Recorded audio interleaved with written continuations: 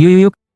Xiao Yan dan semua persiapan telah selesai dan Xiao Yan beserta rombongannya pergi menuju Kekaisaran Jiama. Perjalanan yang jauh dari wilayah sudut hitam Kekaisaran Jiama membutuhkan waktu yang cukup lama. Selama perjalanan membosankan, Xian membuat onar orang yang super aktif seperti Xian tidak bisa duduk terlalu lama. Xian memiliki kemampuan untuk mencari harta karun dan ketika Xian mencium aroma obat berharga, Xian mengajak Ratu Medusa membuat onar bersama Ratu Medusa. Xian merampas banyak bahan obat berharga dengan perlindungan Ratu Medusa yang sudah dianggap sebagai kakak perempuan. Xian bisa berjalan di mana saja yang ia mau.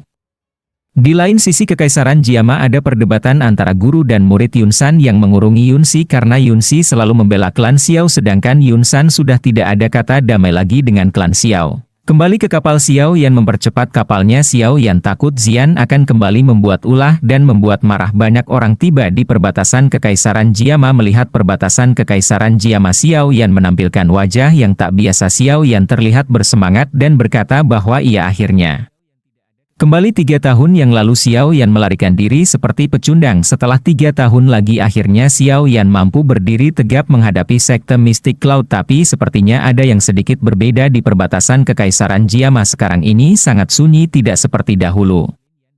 Qilin yang selalu diam tiba-tiba saja bersuara. Qilin berkata bahwa ia melihat ada jejak perkelahian dan semua orang berkumpul di satu tempat. Xiao Yan lalu menyelidiki dengan spiritualnya, membuka mata dan tersenyum. Status sangka aku akan langsung bertemu dengan orang yang kukenal, ujar Xiao Yan. Di tempat gerbang perbatasan terlihat ada konflik antara dua belah pihak yang mendukung Kekaisaran Jiama dan pihak yang mendukung sekte Mystic Cloud. Bukti komandan perbatasan yang sedang diserang oleh wakilnya sendiri yang bernama Mang Li berkhianat dengan meminta bantuan sekte Mystic Cloud. Mang Li ingin menjadi komandan di perbatasan ini. Dukungan yang dibawa Mang Li adalah seorang ketua sekte mistik bernama Yun Fan.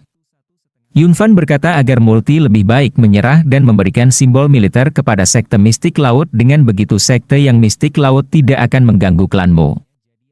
Multi menolak dengan tegas ajakan pengkhianatan. Sebagai jenderal kekaisaran, Multi akan selalu setia untuk Kekaisaran Jiama. Karena Multi menolak, hampir ada pertarungan di antara keduanya, tapi itu terhenti oleh tawa Xiao Yan. Sudah 3 tahun sejak aku pergi, tidak menyangka bahwa sekte Mystic Cloud menjadi sesombong ini. Xiao Yan berkata sambil turun. Awalnya Xiao Yan tidak dikenali, tapi pedang besar Xiao Yan mengingatkan semua orang. Rasa tak percaya terlihat dari kedua belah pihak, terlebih lagi orang sekte Mystic Cloud tak percaya dan menyuruh bawahan yang menyerang, tapi hasilnya mereka semua dibantai dengan sekali serangan, hanya menyisakan Yun Fan seorang diri. Yun Fan adalah seorang ketua sekte di ranah bintang 3 Doang. Yun Fan pada awalnya ingin melarikan diri tapi dikejar oleh Xiao Yan. Tak ada perlawanan yang berarti. Yun Fan telah terbaring di tanah dan penuh luka tak ada ampun. Api hijau tua Xiao Yan membakar Yun Fan hingga menjadi debu. Setelah itu Xiao Yan mendekati komandan. Multi pernah menolong Xiao Yan saat Xiao Yan melarikan diri dulu, jadi Xiao Yan bersikap baik padanya. Kali ini giliran Xiao Yan yang menolong Multi. Jadi Multi menyarankan Xiao Yan istirahat di tempatnya terlebih dahulu. Xiao Yan setuju, ia juga harus mencari informasi tentang sekte Mystic Laut selama 3 tahun. Ini mencari informasi dari Multi. Xiao Yan telah berubah dan memusuhi Kekaisaran. Ada kabar yang beredar kalau sekte Mystic Cloud akan menyerang 3 klan utama, yaitu klan Gu, klan Nalan dan klan Miter. Jika serangan ini terjadi, klan Miter adalah yang akan pertama diserang. Setelah tahu itu Xiao Yan bergegas ke ibu kota, pergi menemui Hai Bodong terlebih dahulu.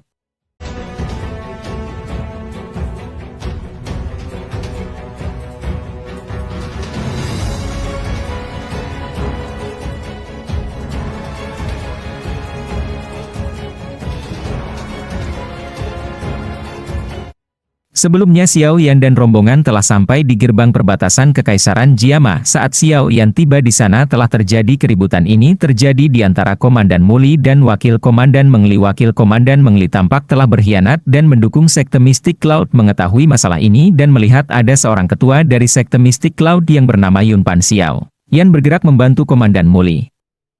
Komandan Muli adalah seseorang yang pernah membantu Xiao Yan untuk kabur dari kejaran Yun San, dan Xiao Yan lalu membantu Muli melawan Yun Pan. Xiao Yan mengeluarkan api surgawi untuk mengalahkan Yun Pan. Setelah mengalahkan Yun Pan, Muli lalu menjelaskan bahwa Kekaisaran Jiama tidak seperti dulu. Sekte Mystic Cloud beberapa kali menyebabkan masalah dan kali ini ada kabar yang mengatakan sekte Mystic Cloud akan menyerang klan Miter. Lalu Xiao Yan menyuruh para pasukannya segera bersiap kembali menuju Klan Miter menuju Hei Bodong dan Yapei dengan serentak semua pasukan gerbang Xiao pergi.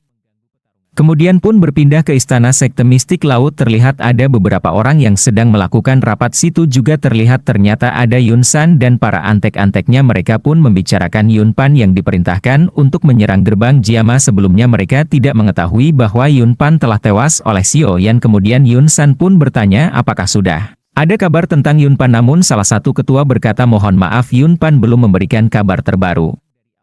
Sepertinya dia masih berusaha untuk menguasai gerbang Jin Kui. Yun San pun mengatakan mengapa begitu lama itu, hanya gerbang kecil, harusnya itu tidak membutuhkan waktu yang lama untuk menguasainya. Sekarang kirim salah satu pasukan kita untuk mengatakan kepada Yun Pan misi itu harus selesai dalam waktu 5 hari. Kemudian Yun San pun mengatakan bagaimana misi yang lain yang telah aku berikan. Salah satu ketua pun mengatakan misi kedua pun telah dilakukan, kita telah merekrut banyak pasukan untuk menyerang klan Miter. Namun dalam penyerangan ini sepertinya akan sangat sulit karena ada Hai Bodong yang ada di tingkat Duhuang yang ada di klan Miter. Kemudian Yun San pun mengatakan kepada Yundu dan Yunsa untuk memimpin penyerangan kepada klan Miter. Dengan adanya Yundu dan Yunsa yang berada di tingkat Duhuang itu bisa menangani Hai Bodong yang selalu ikut campur. Yundu dan Yunsa mereka langsung mengatakan baik, aku akan memimpin menyerang kepada klan Miter. Setelah percakapan panjang itu membicarakan penyerangan kepada klan Miter, Yun San pun langsung menyuruh mereka semua untuk pergi. Kemudian ruangan pun telah sunyi. Tiba-tiba sosok bayangan hitam muncul dan mengatakan kepada Yun San agar membantai semua klan Xiao secepat mungkin. Yun San mengatakan mengapa sangat berambisi kepada klan Xiao, hanya klan kecil. Bayangan aula jiwa itu mengatakan kamu tidak perlu tahu apa yang aku inginkan dari klan Xiao. Hal yang terbaik yang harus kamu lakukan adalah menjalankan tugas yang telah aku berikan. Jangan lepaskan satu orang pun dari musnahkan semua tanpa tersisa. Yun San yang mendengar perkataan keras dari bayangan aula jiwa itu membuat dia terkena mental.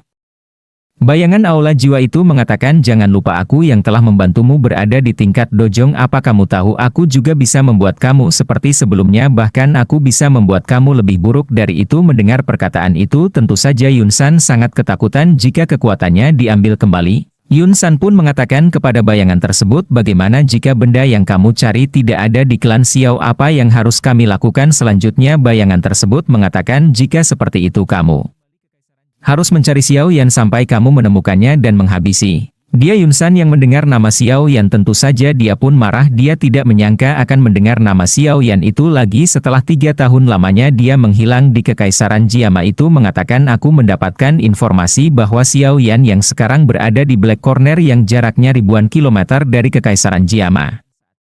Aku mendapatkan informasi dengan kekuatannya sekarang dia telah meningkat sangat cepat, bahkan dia mampu mengalahkan elit Duhuang yang tidak lain itu Han Feng. Yun San yang mendengar itu dia langsung tercengang, ternyata Xiao Yan masih hidup dan bahkan kekuatannya meningkat sangat cepat, dia mampu menghabisi satu orang elit Duhuang. Yun San pun tidak percaya dengan hal ini. Yun San pun menanyakan kepada bayangan aula jiwa itu apakah benar Xiao Yan memiliki kekuatan besar yang telah membunuh elit Duhuang. Pria itu tertawa, haha, itu adalah kesalahanmu 3 tahun lalu membiarkan Xiao Yan untuk lepas, bahkan sepertinya dengan kekuatan sekarang Xiao Yan dia akan mampu menandingi kekuatanmu, bahkan mungkin bisa mengalahkanmu. Yun San pun mengingat ketika dia mengetahui bahwa Yun Len pernah dikalahkan oleh Xiao Yan dahulu, namun itu masih wajar. Namun sekarang dia mendengar bahwa Xiao Yan mengalahkan elit kamu dan sekte Mystic Cloud melakukan apa yang aku perintahkan secara benar. Jika kamu tidak melakukan secara benar maka kamu tahu akibatnya. Ketua sekte Hall of Soul pasti akan memberikan perhitungan kepada kamu dan sekte Mystic Cloud. Ini mendengar ancaman dari bayangan aula jiwa itu tentang ketua sekte Hall of Soul, tentu saja Yun San pun dia ketar-ketir dalam hatinya.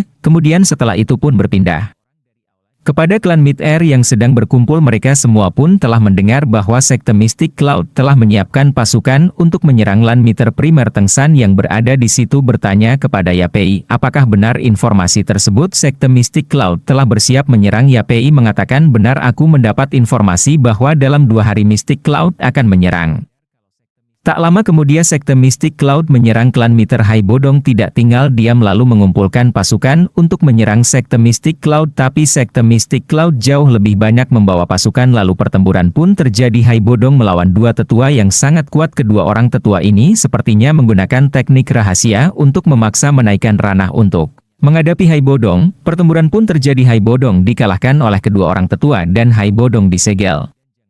Menggunakan segel terkuat untuk mengalahkan Hai Bodong, lalu kedua tetua itu mau menghabisi Hai Bodong. Tiba-tiba ada gumpalan api surgawi warna hijau yang menyelamatkan Hai Bodong. Tentu aja kedua tetua yang menyerang Hai Bodong terkejut siapa yang menyelamatkan Hai Bodong.